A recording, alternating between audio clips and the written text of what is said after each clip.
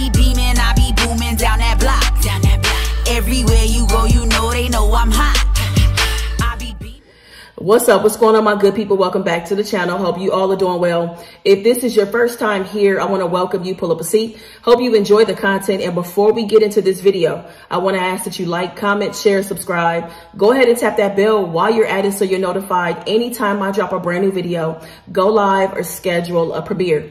All right, y'all. So today is a story time. No food or anything in front of me. I thought about having food, but I really just want to focus on this, and I don't want to get sidetracked or anything. So this is going to be about something that my mom and I experienced, as well as the other passengers on the flight here to Columbus. I'm filming this on a Thursday night, and this happened this past Saturday on the 25th of March. And it was very traumatic. It was, there's nothing else to call it, you know. And it's something that I will remember for the rest of my life. And yeah, and I'm really curious. I'm sharing this because I really want to share some of the thoughts that I had, and also the overall experience. And I'm curious if anybody else out there has experienced this before, while you were on a flight. Because I think all of us are used to turbulence, you know, but this was a little more than that. Well, actually way more than that. Okay, so let me get to it. All right, so let me just say this too. I'm not someone who's afraid of flying. I have flown by myself to different places. I have flown out of the country. Also, I know that Spirit has a bad reputation, but this is not a Spirit thing. Something like this can happen on any flight. Doesn't matter. International, domestic, doesn't matter. Okay. So my mom and I had a flight out of LAX at 8:15 a.m. We get to the airport. We go through the standard procedures, security. We get to our gate, and the gate, they're starting to call, we're starting to board. So we get in line, we get on the plane. And I had an aisle seat. I prefer the aisle seat these days. I used to be a window girl, but the aisle seat is better. I like to stand up throughout the flight to stretch my legs. My mom sat in the middle, and a woman that we don't know, she sat by the window. This was a full flight. And so prior to us flying, we checked the weather. And it was raining on Saturday, but by the time our flight was due to arrive, the rain was supposed to have stopped at that point. And just in general, when I fly, if there is rain in the forecast, if it's going to be raining at the time of my flight arriving or departing, I usually will reschedule my flight, or, I'll make adjustments. I don't like flying in the rain. That's kind of my thing, my rule of thumb. So anyways, we checked the weather. Like I said, the rain was going to be letting up by the time we arrived. I did see something about wind, but it didn't seem like a big deal. So we're situated, we're in our seats. The flight attendants are making their rounds and getting people, settled in, helping people with their bags. And, they're going through the safety protocols and stuff like that. And so the pilot gets on, and he tells us, our flight was supposed to be about 4.5 hours. And that's pretty standard, coming from LAX to Columbus. And he was like, if there is some wind and the wind is actually working in our favor, we're going to arrive in 3.5 hours instead of 4.5 hours. So we're like, okay, cool. For me, I'm thinking like, great, that'll give me, more daylight, more time during the day to get things done, for my apartment and stuff. Right. So I'm excited about that. I'm like, cool. So, and so the pilot also mentions that, people, as they were boarding the plane, were expressing concern about the weather, right? So not necessarily the rain, but like the wind. And so the pilot was like, yeah, we're going to hit some turbulence for sure, but we should be fine. There have been no red flags or issues, with us flying, right? So cool. So because it's a shorter flight, I'm not doing anything different than I normally would do. My mom would sleep for the majority of the flight. I was dozing off, but I never would sleep for longer than like 15 minutes. For whatever reason, I couldn't sleep for a long stretch of time. So I would just wake up and kind of just be in between, listening to music, watching TV shows, doing a little bit of like watching a movie, just kind of bouncing around, right? Because I kind of started to get restless a little bit. So I'm going to say like the last maybe 30, 40 minutes of the flight, the pilot comes on and says, hey, I'm going to send, the flight attendants are going to come through the cabin one more time, get trash. If you need to go to the restrooms, do it now. I'm going to put the seatbelt light on, because we're about to hit the turbulence, right? So he's, setting the expectations of everything. So just as he said, we hit the turbulence, right? And so it's pretty standard turbulence at this point. And so, we're starting to descend, and as you can see things getting closer, you know, we're getting closer and closer, you know, getting closer to landing. It feels a lot more than, it feels a lot shakier than I've ever been accustomed to. So the pilot is just saying that it's windy outside. He's like, you know, it's extremely windy, you know? And so at this point, it kind of feels like to a degree that we're falling out of the sky. And I really don't know how else to describe it, because we're tilting, you know, because it's not, you know, it's the wind, you know, it's Mother Nature. There's nothing the pilot can really do about that. So we're like this as we're starting to get to the runway. It's like this. This basically is what's happening. And you can feel that happening. And as things are getting closer, I'm definitely feeling stressed out because of the tilting feeling, right? And as I can see the runway approaching, we're getting closer and closer. I can tell that we're getting closer to the runway. I could feel myself wanting to be relieved to just land, because you know, that feeling was just really uncomfortable, right? So I know the wheels are obviously out at this point, and we go down, but then we immediately, the wheels never touched the runway. They never touched the runway. He was attempting to land, but then goes right back up. He climbs right back up into the sky. And as he's doing this, we're still tilting. So like I said, I was in the aisle seat and the window was open, right? So I can look, like, we're like this. I look down and I can see the entire runway. I can see the runway as I'm looking down. And so we're just doing like this. And not that he's trying to do it. It's just the wind, right? So we're going back up and we're freaking out. People are screaming on the plane, myself included. Me and my mother are holding hands. My mother's eyes start to well up. She's starting to cry. And I don't know what to do. My heart is racing. I mean, like, my heart has never beat this fast before. Like, I don't know what to do, because I mean, there's nothing I can do, you know? And so the pilot gets on, you know, he gets on and he's telling us, hey, I'm taking us back up to 10,000 feet. We have to kind of assess things. I couldn't land. The wind was so heavy that it almost knocked us off the runway. So we're climbing up. And like I said, people are in a frenzy, you know, I mean, older people, younger people, men, women, everybody's in a frenzy at this point. And we're scared, you know, like for me, it really felt like, especially the part where we were about to land, it felt like we were just about, like I said, it already felt like we were kind of falling out of the sky anyway. That's the best way to describe it. And when we kind of came down, it had to go down and come right back up. Just that transition, it just felt like we were about to crash. I don't, you know, I hate to even say that, but that's how I felt. And so, like I said, me and my mom were holding hands. We are squeezing the out of each other's hands.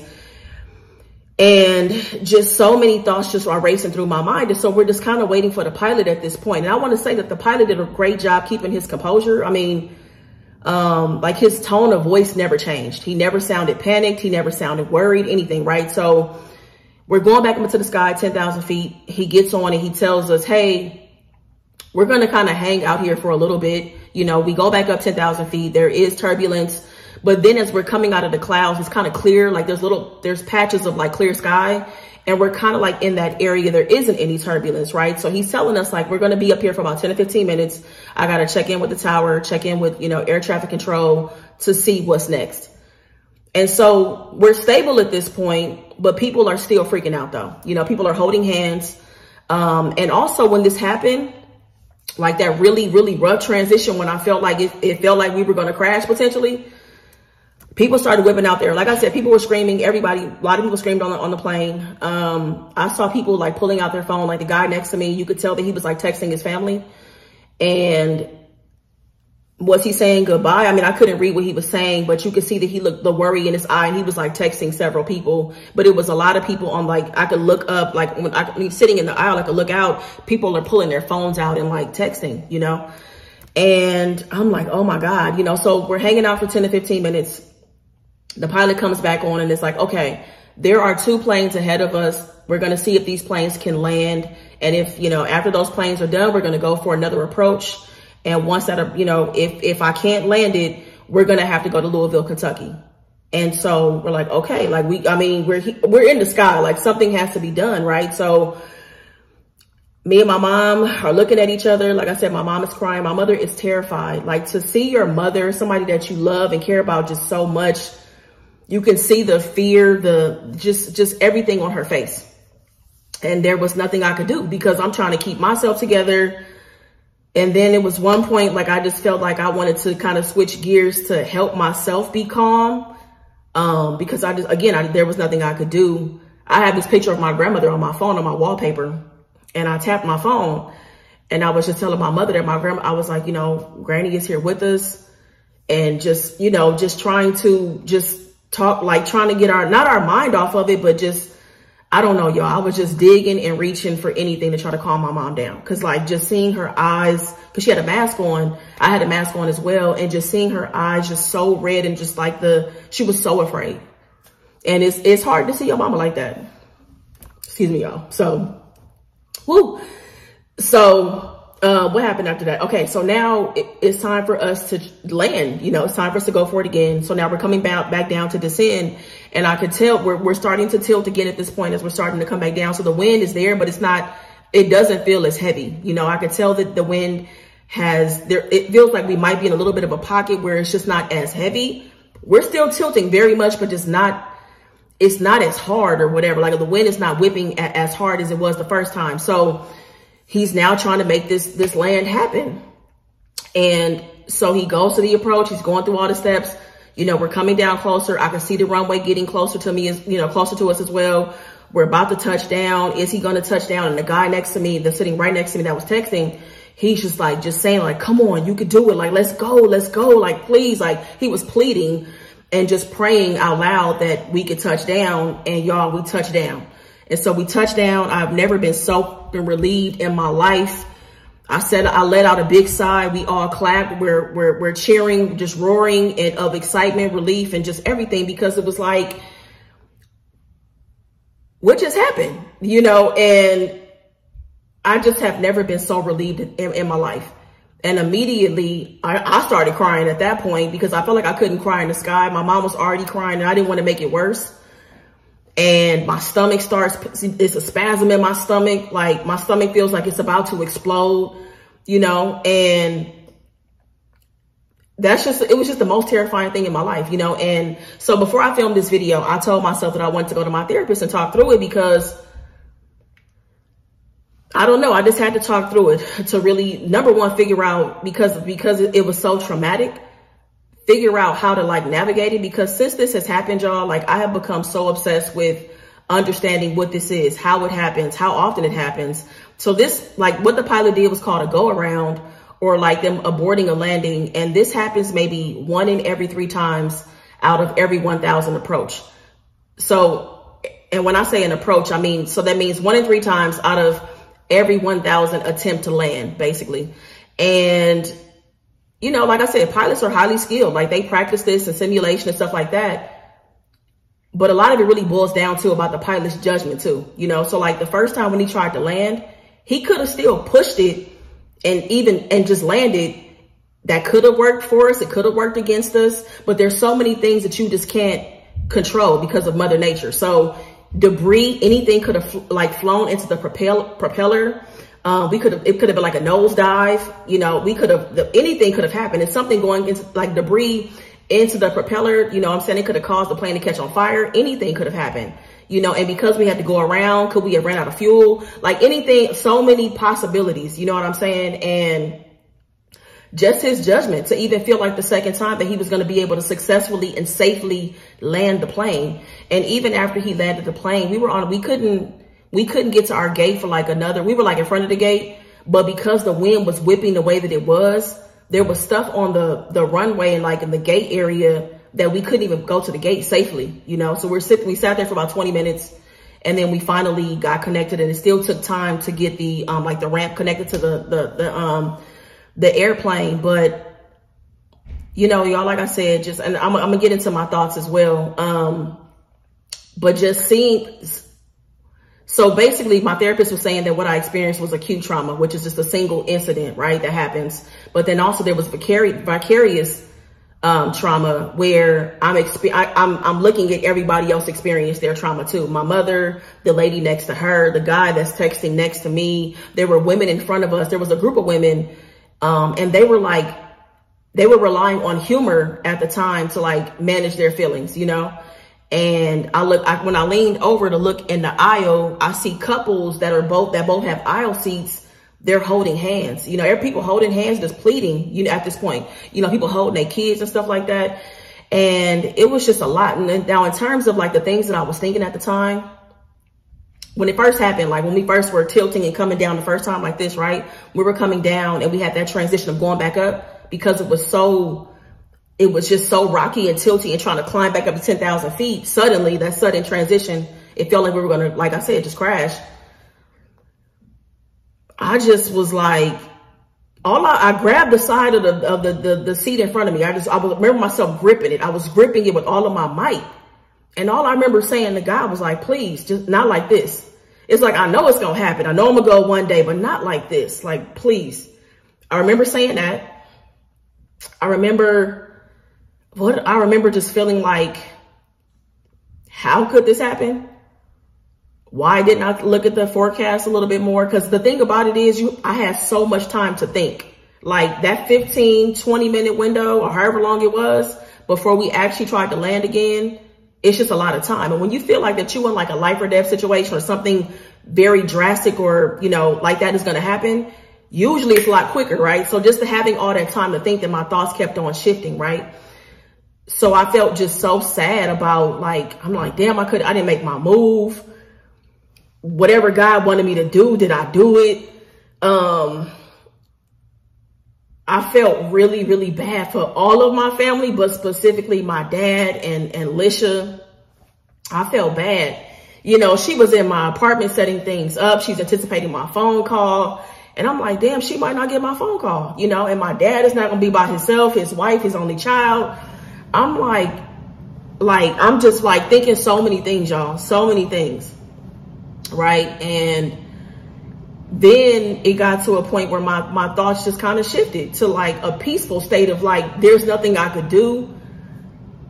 Like, I hate that, like I said, I had the thoughts about my dad being alone, but then I was kind of like, well, at least me and my mom are together. It'll be quick. It'll be over fast. You know, my mom won't have to be devastated with getting this news about me. Like, y'all, it was just so many thoughts. And again, going back to just like, God, like, you know, like thinking about my life. Did I do what I was supposed to do? Maybe I did. Maybe the reason that I was made and created in here, maybe I did it, you know? And it was just, y'all, just the emotions, the feelings, just thinking it's over like that is just so heavy. And you could see the fear on everybody else's face too. Like when you're looking around, because we're in this together, we're all experiencing the same thing. And just the look on their people's faces, you know what I'm saying? Like I said, seeing people in their 70s, 80s, just looking, you can see it in their face, you know, faces are all flushed, and, you know, it was a lot. It was. And I'll tell you one more thing too, is that, out of all the times that I've flown, I have never ordered Wi-Fi before. I just don't, because like my phone is just offline. I have my music, I have my audiobooks, I have, you know, movies, TV shows or whatever to keep me company or, you know, keep me entertained and stuff, right? So when we were checking into our flight, I was like asking my mom if she wanted Wi-Fi. First she was like, she wasn't sure, right? She was like, no, I'm gonna get it. I'm like, okay, cool. So I got her Wi-Fi. I didn't get it for myself because I never have it. And I thought I connected her Wi-Fi the right way, but I must have done something wrong or whatever. I don't know. And what I was thinking in all of this time, like this 15, 20 minute window when everything was kind of happening, I was thinking about how I was like, dang, God, like, is this the reason why I got Wi-Fi on this flight? Just so that I maybe had a chance to text my family to send a final message, you know, text whoever I could to say something. I was just like, damn. That's what I was thinking at the time. And I looked at my mom's phone and like it wasn't working correctly, you know, but that's why I asked for her phone. I didn't say that to her, but like when I grabbed her phone, I was looking to get into it to like see who I could text, but it wasn't working. And man, y'all, this is, I don't know, it's just a lot. It's a lot. And one thing that I experienced too, like I said, that I had that moment of being really focused on my dad and Lisha and them getting the phone call about me and my mom.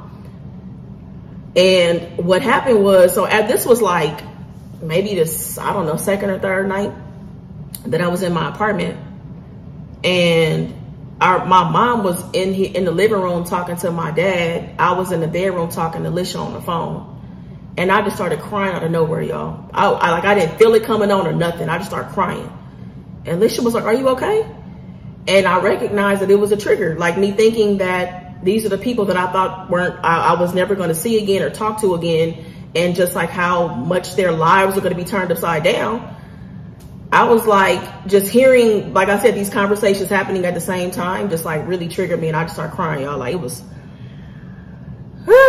y'all. And then, like I said, since this has been over, I've just been fascinated. Like I've just been looking at different planes, things happening, you know, looking up go arounds and looking at different landings and what causes things. And what's really interesting too about this is that I had a podcast idea that I started in like November, December of last year. It also focuses on airlines and accidents and crashes and stuff, right?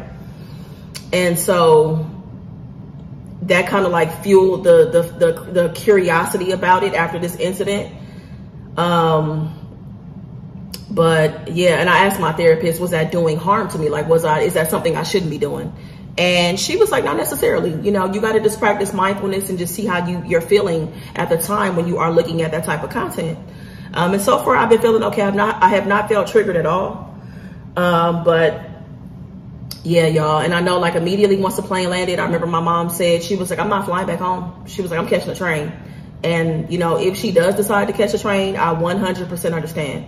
I will say that I don't necessarily feel like that I would never catch a plane again. I think that in addition to being mindful of it raining, I will be mindful of it being windy. If there's wind in the forecast, I will absolutely not fly on that day. That's something that, and that's all. There's still things that can still happen on the flight. You know what I'm saying? Like there's still things that can come up and happen.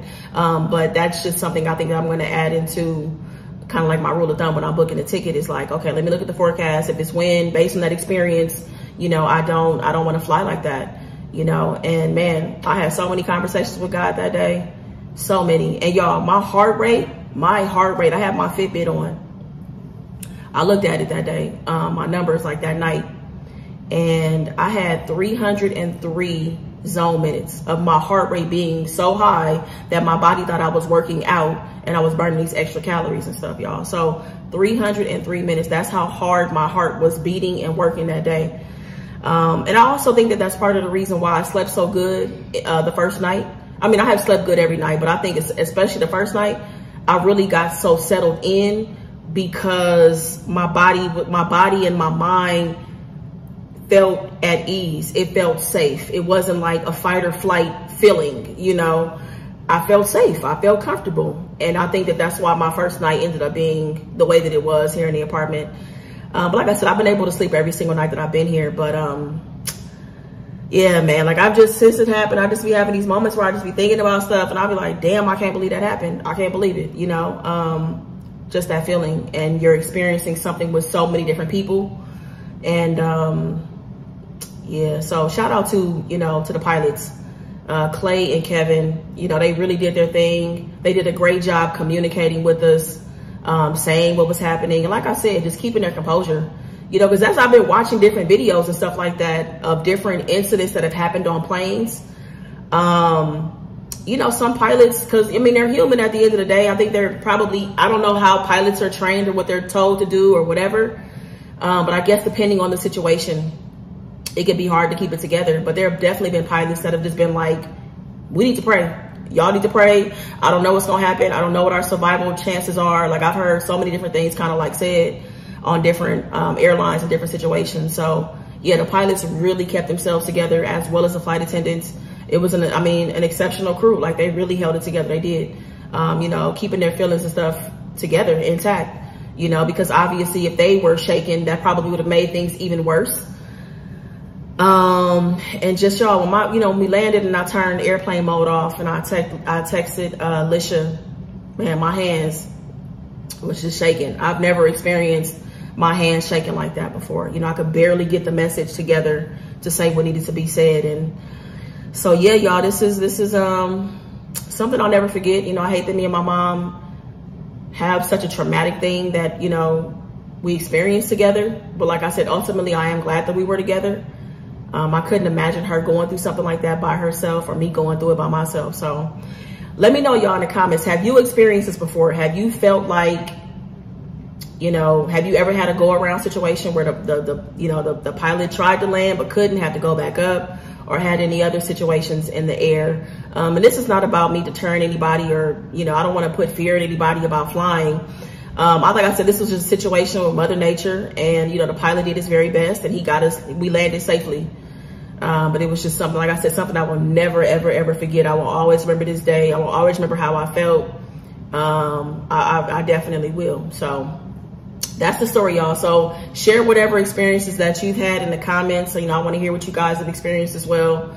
And that's it. Thank you so much for watching, y'all. I appreciate you. Maybe in the comments, give the video a big thumbs up. Make the best of the day. Be good to yourself. Peace. I be beaming, I be booming down that block. Everywhere you go, you know they know I'm hot.